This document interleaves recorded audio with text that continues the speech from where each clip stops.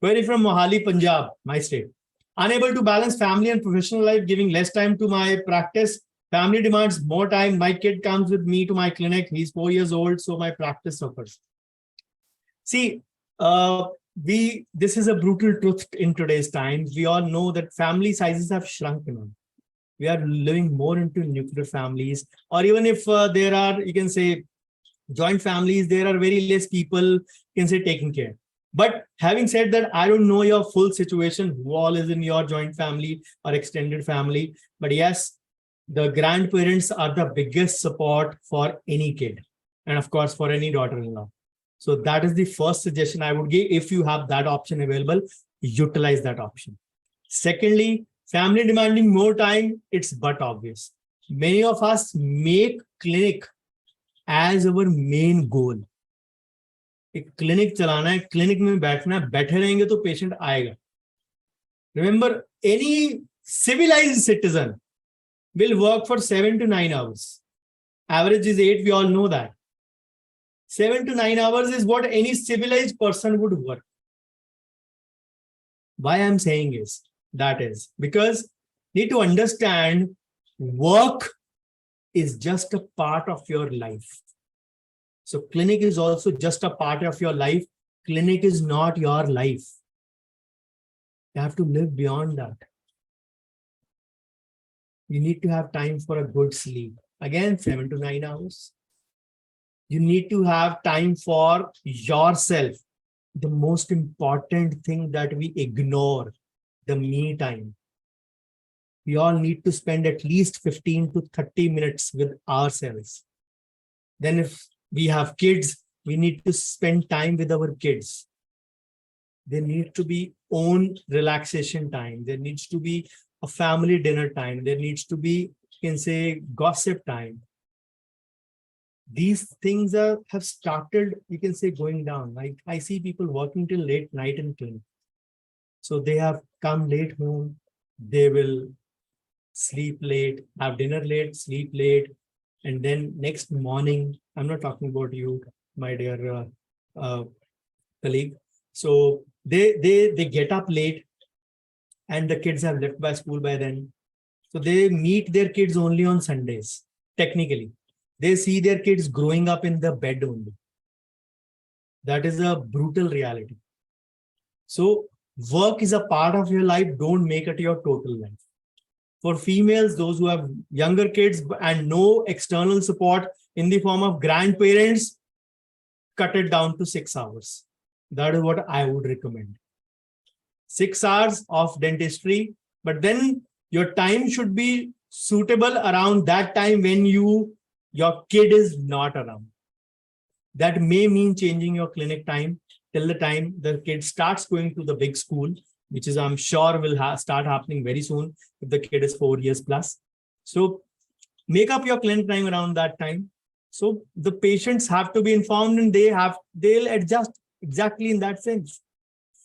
Unable to upgrade my skills, want to learn and practice implants, but due to less practice time, earning is less and no money left to upgrade or upgrade. Now, the problem is not less practice time. The problem is less patience. 6 hours is a good amount of time. I've given that example multiple times as 6 hours for you in this case. I've given that example multiple times. The dentistry is such a profession where even if you don't have any patients for 20 days, 5 Sundays added, 25 days. For the next 5 days, you have good patients and you work for 8 hours. 40 hours is good enough to earn you a monthly average. Whatever you have set the bar for yourself. Of course, if your clinic is a decent running one, you won't have set the bar very high also. But whatever bar you have set, 1.5, 2 lakh, 2.5 lakh, 5 days is good enough. What I mean to say is 40 man hours is good enough. Even if you put in 5 hours, 6 hours for 25 days, that is 140, 150 hours. It's not less. The thing is, those hours need to be meaningful. And of course, you have to deploy ways to do marketing. That is the only suggestion. Practicing on the outskirts of Mohali, which is a rural area or village. So no customer for high-end services like zirconia or Emax or implants. So want to open another branch in city, but no time left after family time. Having a double clinic for a female with lots of other responsibilities on hand with a small kid, thinking to open up another branch is a big disaster. Is a big recipe for disaster. So don't indulge into that. You are into that rural area or village part. If you're close to that, go out in the community, spread awareness, spread message. I believe that you may not be doing enough of digital marketing. I understand your target group may not be finding you over there, but if in a village, you can easily do community marketing, where you can go and educate your public about the various services available. And trust me, village patients or rural patients are one of the most loyal patients. I have many rural patients. They come literally, they keep 50,000 on the desk and say, "Doctor sahab, 50,000 जमा कर लो, अगला जब होगा बता देना जब due हो." And city वाले से किसी से, you all of you know, 1,000-2,000 भी लेना पड़ता, तो we have lots of issues in talking, convincing. For those who don't convey in the beginning, I mean to say. For those who are doing it prior, of course, they face lesser challenges pertaining to that. But those who are not, they face these kind of issues. So rather than opening off and thinking that your clinic will boom blast in the city area, you all can have that situation. Ask any city guy, he'll say, too much competition, too much, you can say, mushrooming of dentists, which is a reality. Even after I give the number, they say it is a reality. And then the solution is go out in rural areas and open it. You are already in the rural area. So why complain? Make that world as your best world. And let that day be starting from today. Indulge in digital marketing as well, enticing patients, or you can say encouraging patients to visit you from nearby city. You're in outskirts, you're not, you can say, in the forest. So you're in the outskirts, so let them come to you. And of course, for the village patients, rural patients, do a community marketing. You have to, if you have to take out time and plan your schedule accordingly. That is the best solution I can give you. Unable to balance professional and family life, giving less time to practice due to family responsibilities. My 4-year-old kid comes with me to clinic after school, so not able to concentrate on clinic properly. As I said, you can plan your clinic timings, even especially in rural area. I know a few of my friends who are practicing in rural area. They start at 7 or 8 in the morning. Of course, I'm not saying you do so, but I'm just giving an example. They start at 7 and 8, and by 5:30, they wind up. So plan your clinic timings as such, where you put in 4 to 6 hours, maybe a couple of hours in the evening, so that you can give more time to your kid also. These are the growing years of your kid, and probably your kid will also need your undivided attention as well. Simultaneously, if you can't do that, you can put kid into any learning activity in your clinic, where probably you can say you can enroll the student, or enroll your kid in a drawing class, in a kind of class where the tutor comes to your clinic and teaches the student. Or maybe any kind of an online activity, you can make the kids indulge in that. And as I said, plan your schedule that you are working in your clinic only for 2 to maybe 1.5 to 2 to 3 hours in the evening. Not beyond that. Total 6, max 7 hours.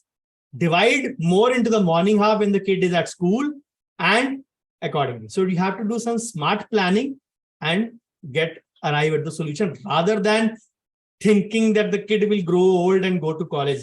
That is at least 14 years away. That is at least 14 years away. Before 18, the kid is not going to go to college. So remember that. So unable to upgrade my skills and upgrade my clinic due to less time, 10 a.m. to 6 p.m. and less income, not able to do courses. Want to learn implants but can't, unable to attend CD program on Sunday as family don't support, can't rebel and fight with them for my rights, want to be strong but don't have courage. See, I've given this example multiple times. You don't only need to have clarity. You need to have capability as well. You need to have competency as well. Along with these 3 C's, you need the 4th C, which is the courage. The clarity is, not all CD programs would suit you. Pick out firstly what is your niche. then decide accordingly whether that CD program you wish to attend or not. There will be times when you have to make an adjustment. There will be times they will have to make an adjustment. So plan prior, plan properly so that your work does not suffer even on a Sunday in your absence if you have to attend. It's not about a rebellion. It's about making an adjustment and making sure that your responsibilities don't suffer. Because if, having said that, if you believe that you attending a CD and your responsibility at the home suffer, if, especially if you don't have a back support, then that is actually being selfish. So it is not about, it doesn't apply to you also, it applies to your husband also in that sense. What I mean to say is you don't need to go into rebellion mode, but just understand that there needs to be an adjustment, or there needs to be a situation where the work does not suffer because of you, and you can plan it out. Unable to convince patients for high-end treatments, clinic in outskirts of city, which falls in a village where BPL resides, so customers for zirconia, EMAX and implants are not there. Want to open another branch? I think that query has already been answered, but still go out and reach out to people. There will not be only BPL, there will be many farmers also, there will be Jimidars also, there will be Tehsildars also, there will be many people who will be affordable also. Every village has a mixed strata. And the beauty of the villages is that many villages are almost connected to each other within a distance of 1.5 to 2 kilometers. So reach out to all of those. Plan some community sessions where you educate the public. If the public is not aware of your services, how are you going to make money in that part?